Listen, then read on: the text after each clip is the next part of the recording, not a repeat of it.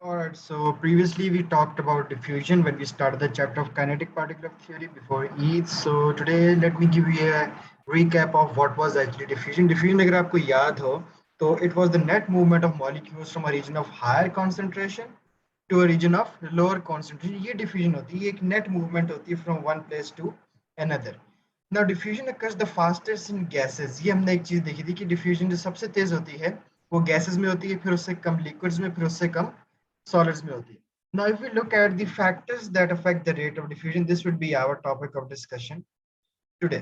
तो हमारे पास total 3 से 4 हैं, जैसे कि when we talk about mass, ठीक है, then we have density and then we have temperature.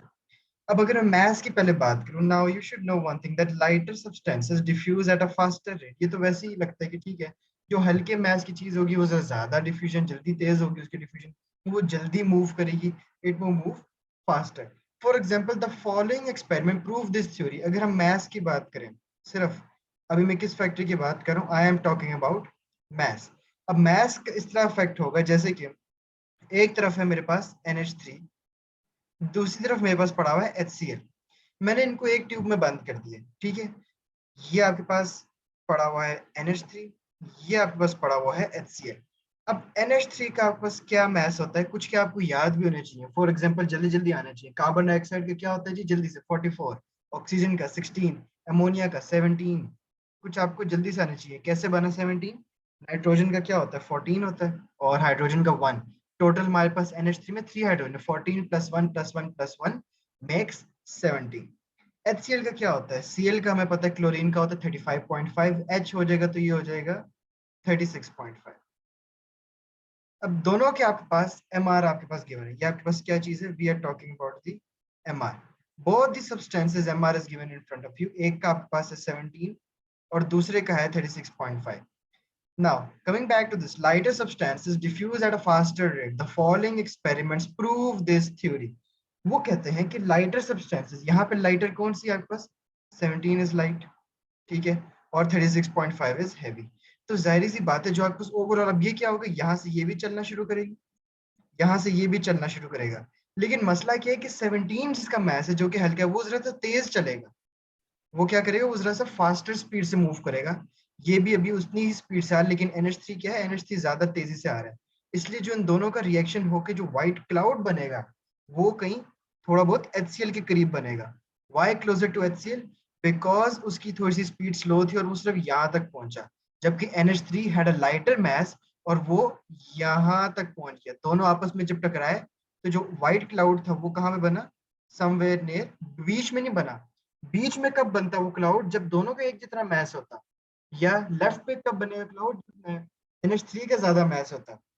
अभी हमारे पास राइट पे है HCl which has a larger mass, left पे है ammonia which has a lighter mass. तो लाइटर बना तेजी से आगे तक गया है, और ये जो आपके पास क्लाउड बना है वो थोड़ा सा करीब किसके बना है, जो कि आपके पास हैवी वाली substance. NH3 has a lesser MR 17 than HCl जिसका 36.5 है. Hence it is lighter and diffuses at a faster rate and so travel more distances. अब ये जो यहाँ पे इन पूरे नोट्स में जो मैंने अपलोड किए हैं सारे व्हाट्सएप पे, ठीक है, ये जो रीजन है ना, ये रीजन एग्जैक्टली ये जो रीजन है, ये जो नोट लिखे होते हैं, ये वो एग्जैक्ट वर्डिंग है जो आपके CAIE एग्जामिनर को चाहिए हैं. These are the exact wordings that the CAIE examiners actually require from you. तो हमें ये पता लगा कि factors affecting the rate of diffusion के अंदर जो मैस है, मैस जितना लाइट होगा उतनी जल्दी आपके पास वो सब्सटेंस मूव करेगी और उतना जल्दी आपके पास डिफ्यूजन होगा. एक्सपेरिमेंट 2 कैन ऑल्सो, ये जो हमारे पास एक रिवर्स मैनोमीटर एक्सपेरिमेंट दिया हुआ, experiment 2 can also prove the same point. Observation क्या है, the water level rises from Y. क्यों, क्योंकि ये एक तरफ आपके पास है हाइड्रोजन गैस, एक तरफ आपके पास ये वाटर है. तो होगा क्या, the water level rises from Y, मतलब कि वाई वाली साइड से वाटर ऊपर हो गया और एक्स वाली साइड से नीचे हो गया. अभी ऐसा क्यों हुआ है, hydrogen being lighter diffuses at a faster rate. अब एक तरफ आपके पास हाइड्रोजन है, क्या मैस है इसका, 1. एक तरफ आपके पास क्या है, वाटर भी है, यहाँ पे एयर भी है अंदर, ठीक है, वाटर का 18 होता है. Now hydrogen being the lighter, इसने थोड़ा सा प्रेशर डाला होगा, ठीक है, इसने प्रेशर डाला, जल्दी डिफ्यूज हुआ. दूसरी तरफ से पानी ऊपर हो गया, उसकी एक्सप्लेनेशन हम यहाँ देख लेते हैं. Hydrogen being lighter diffuses at a faster rate into the porous spot then air. अब एयर हैवी है, क्यों? एयर के अंदर नाइट्रोजन भी है, कार्बन डाइऑक्साइड भी है, ऑक्सीजन भी है, आर्गन भी है. So hydrogen being lighter diffuse at a faster rate into the porous spot than air to diffuse out because it is heavier, due to which the pressure on the water level at X increases. As a result, the water level rises from Y. वो जल्दी से porous rock को ज्यादा तेजी से pressure डाला due to its lighter weight. ये नहीं कि वो गैस हल्की है उसने pressure कैसे डाल दिया. डिफ्यूजन होती है तो मूव किया उसकी तरफ, वो वाटर वो पोरस लेवल की तरफ आया और उसने दूसरी तरफ ऑपोजिट प्रेशर इंक्रीज कर दिया और वहां पे भी वाटर लेवल राइज हो गया. Experiment 3 showing the same case. अब फर्क ये है कि एयर हाइड्रोजन की जगह बाहर रखी हुई है और जो हाइड्रोजन है वो अंदर की तरफ है. अब क्या होगा, हाइड्रोजन ज्यादा जल्दी डिफ्यूज करेगी इस तरफ और आपके पास जो प्रेशर है वो यहाँ की तरफ खींचा जाएगा, मतलब कि एक्स वाली साइड राइज हो जाएगी ड्यू टू, क्यों? क्योंकि हाइड्रोजन लाइटर थी और यहाँ से आपका वाटर लेवल गिर जाएगा. These are the two experiment, same है, बस हमने हाइड्रोजन और एयर की पोजीशन चेंज कर दी है. Water rises from X. Hydrogen being lighter will diffuse out at a faster rate from the porous spot as compared to air diffuse into, due to which pressure on the water level at X decreases as that water rises from X. Exactly same वही आपके पास explanation given है. अब experiment 4 बहुत interesting है. क्यों? यहाँ पे भी अभी तक हम कौन सा फैक्टर डिस्कस कर रहे हैं? The first one. पहला फैक्टर क्या था? That affects the rate of diffusion, mass.